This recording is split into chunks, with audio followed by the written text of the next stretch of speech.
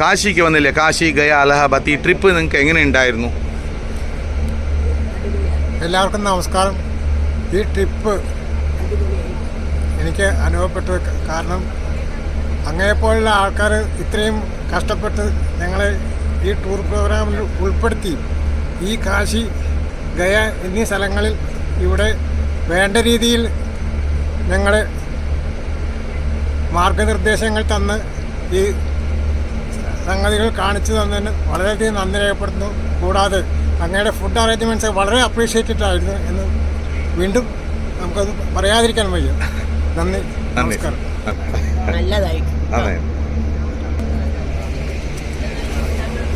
ഈ tour package ഇതിൻ്റെ conduction, അതായത് ഇതിൻ്റെ നടത്തിപ്പ് വളരെ സൂപ്പറായിട്ടുണ്ട്.